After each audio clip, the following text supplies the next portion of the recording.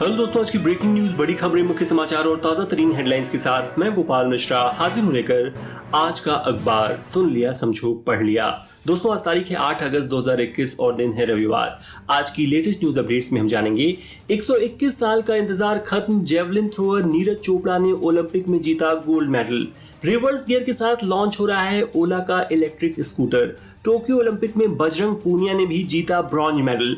Bombay high court ने राज कुंद्रा को दिया बड़ा झटका और ऐसी ही तमाम बड़ी खबरों पर डालेंगे नजर। तो चलिए फटाफट शुरुआत करते हैं आज के रोचक तथ्य के साथ। ओलंपिक गोल्ड मेडल जीतने के बाद हर तरफ नीरज चोपड़ा की ही चर्चा है, लेकिन शायद आपको जानकर आश्चर्य हो कि जेवलिन थ्रोअर नीरज चोपड़ा इस खेल में एक्सीडेंटली आए थे। दरअसल परिवार ने उन्हें वजन कम करने के लिए जिम भेजा था। जिम के पास ही एक स्टेडियम में वे कई बार टहलने जाया करते थे। वहीं एक बार और बच्चों को भाला फेंकने की प्रैक्टिस करा रहे कोच ने उनसे भी भाला फेंकने को कहा, पर जब नीरज ने भाला फेंका तो वो इतनी दूर चला गया कि कोच हैरान हो गए और उन्हें ट्रेनिंग देना शुरू कर दी। कल ये भी हैरान करने वाली बात सामने आई कि ओलंपिक की तैयारी के दौरान पिछले 1 साल से नीरज अपना मोबाइल स्विच ऑफ रख रहे थे। केवल घर वालों से बात करने के लिए ही वे खुद कभी कभी कॉल किया करते थे। अब सुनते हैं देश दुनिया राजनीति की सभी बड़ी खबरें, लेकिन सबसे पहले बात नीरज चोपड़ा की। भारत का ओलंपिक में एथलेटिक्स मेडल जीतने का 121 साल का इंतजार खत्म हो गया है। जेवलिन थ्रोअर और आर्मी में सूबेदार नीरज चोपड़ा ने देश को इस खेल में गोल्ड मेडल दिलाया। उन्होंने शनिवार को खेले गए फाइनल मुकाबले में 87.58 मीटर के बेस्ट थ्रो के साथ जेवलिन थ्रो का गोल्ड मेडल अपने नाम किया। उन्होंने इस जीत को महान एथलीट मिल्खा सिंह को समर्पित किया है। पीएम मोदी ने नीरज को बधाई देते हुए कल कहा, आपने पानीपत का पानी दिखा दिया। देश का झंडा लहराने वाले नीरज चोपड़ा को हरियाणा सरकार क्लास 1 ऑफिसर की सरकारी नौकरी, 6 करोड़ रुपए कैश और पंजाब सरकार 2 करोड़ रुपए नगद इनाम देगी। बीसीसीआई और चेन्नई सुपर किंग्स की तरफ से भी उन्हें 1-1 करोड़ रुपए का इनाम मिलेगा। बता दें कि ट्रैक एंड फील्ड इवेंट्स यानी एथलेटिक्स ओलंपिक गेम्स का मुख्य आकर्षण होते हैं, लेकिन नीरज से पहले कोई भी भारतीय इन इवेंट्स में एक भी मेडल नहीं जीत पाया था। इसके अलावा ओलंपिक गेम्स में भारत को 13 साल बाद किसी भी इवेंट में गोल्ड मेडल मिला है। इससे पहले 2008 के बीजिंग ओलंपिक में निशानेबाज अभिनव बिंद्रा ने गोल्ड जीता था।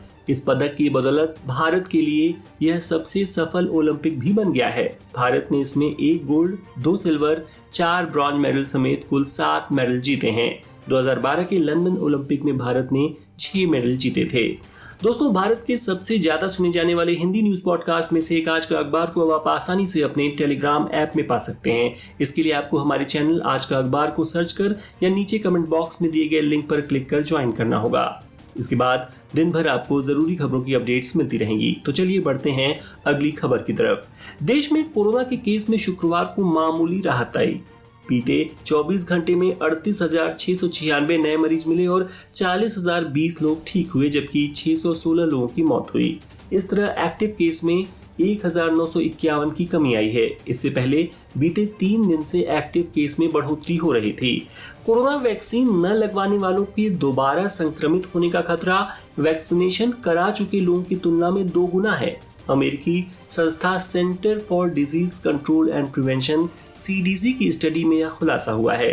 कोरोना के डेल्टा वेरिएंट के बढ़ते मामलों के बीच एक अच्छी खबर सामने आई है। सरकार ने अमेरिकी कंपनी जॉनसन एंड जॉनसन की सिंगल डोज वैक्सीन जैनसन के इमरजेंसी यूज का अप्रूवल दे दिया है। अब इसके भारतीय बाजार में जल्द मिलने की उम्मीद बढ़ गई है। कांग्रेस के पूर्व अध्यक्ष राहुल गांधी का ट्विटर अकाउंट अस्थायी रूप से सस्पेंड नहीं बल्कि लॉक किया गया है। शनिवार को पार्टी ने दावा किया था कि उसके नेता राहुल गांधी का ट्विटर अकाउंट अस्थायी रूप से निलंबित यानी सस्पेंड कर दिया गया है, लेकिन माइक्रो ब्लॉगिंग साइट ने इस दावे को खारिज कर दिया। उसने कहा कि यह अकाउंट अभी सेवा में बना हुआ है। यह प्रकरण नई दिल्ली में दलित लड़की के रेप और हत्या के बाद राहुल गांधी के विवादास्पद ट्विटर पोस्ट को हटाए जाने के एक दिन बाद हुआ है।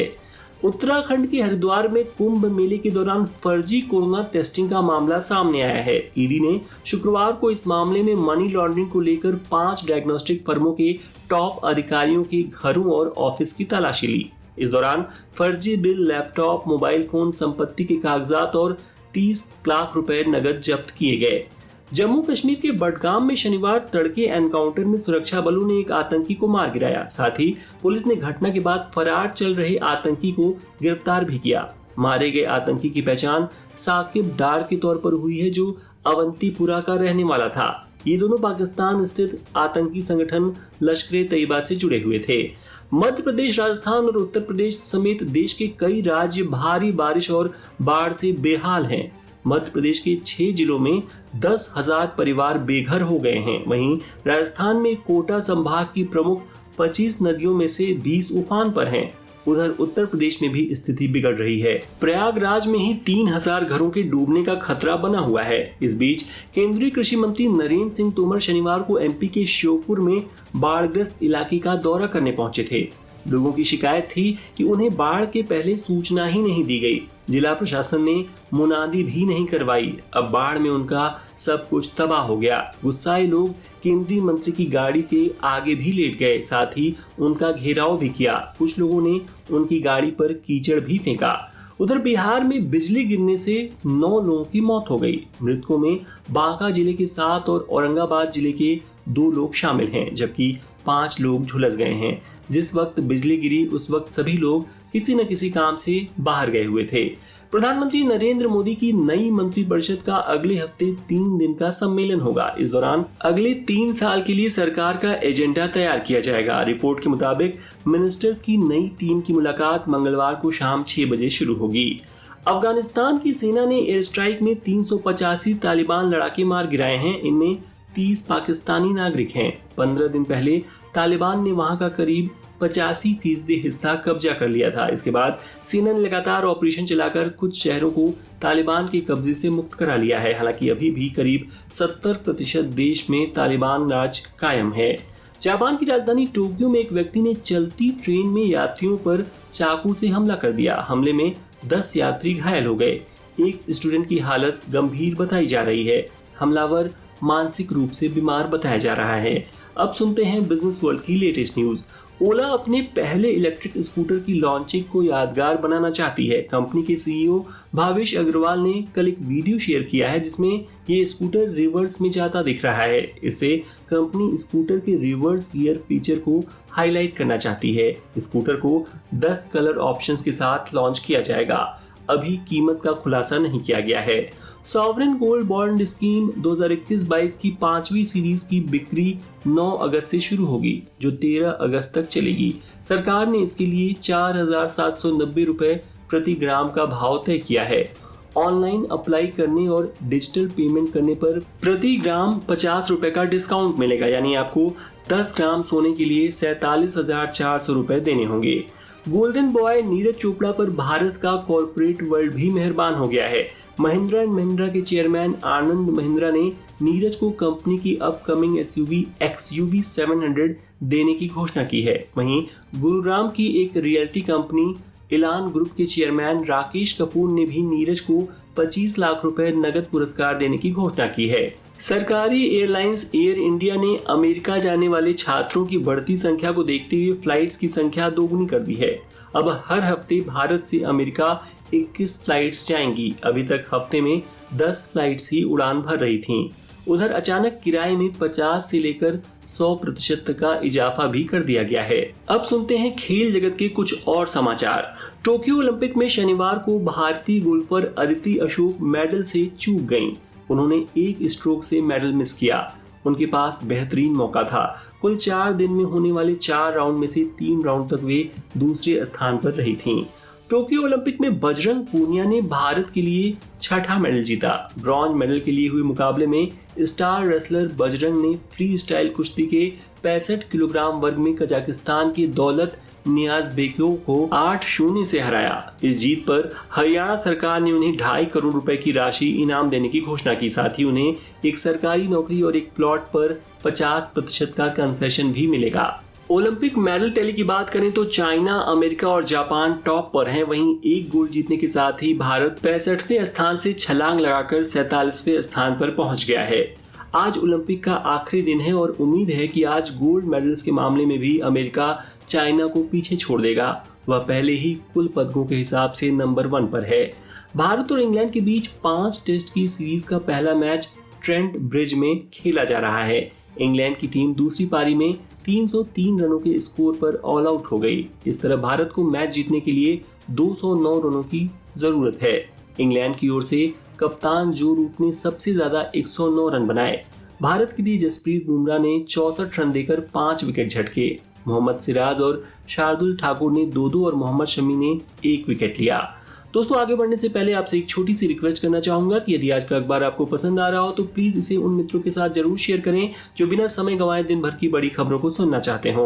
आपकी कमेंट्स और शेयर्स हमारे लिए बहुत मायने रखते हैं और हम इसके लिए आपके आभारी हैं। साथ ही रिक्वेस्ट है कि स्क्रीन पर दिख रहे फॉलो बटन को प्रेस कर हमारे चैनल को फॉलो कर लें और नोटिफिकेशंस पाने के लिए बेल आइकन पर टैप कर दें। तो चलिए अब सुनते हैं मनोरंजन जगत की कुछ बड़ी खबरें। नीरज चोपड़ा के गोल्ड मेडल जीतने पर बॉलीवुड के तमाम सेलेब्स ने भी उन्हें बधाई दी। अक्षय कुमार ने लिखा, तुम लाखों खुशी के आंसुओं की वजह हो। अजय देवगन ने कहा, बता नहीं सकता कि कितना खुश हूं। कल एक कॉलर ने मुंबई पुलिस को कॉल कर अमिताभ बच्चन के घर जलसा में बम होने की खबर दी। मुंबई पुलिस ने तुरंत अलर्ट जारी कर एक टीम तैनात कर दी। हालांकि जांच में कुछ भी संदिग्ध नहीं मिला।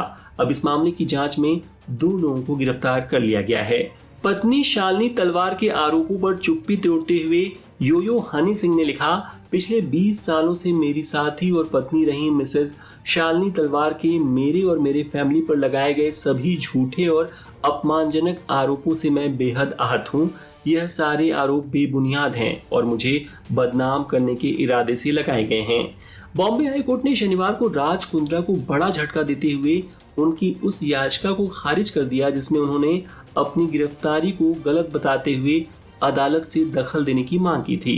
कुंद्रा के वकील ने मुंबई पुलिस की कार्रवाई को कानूनी रूप से अवैध करार दिया था।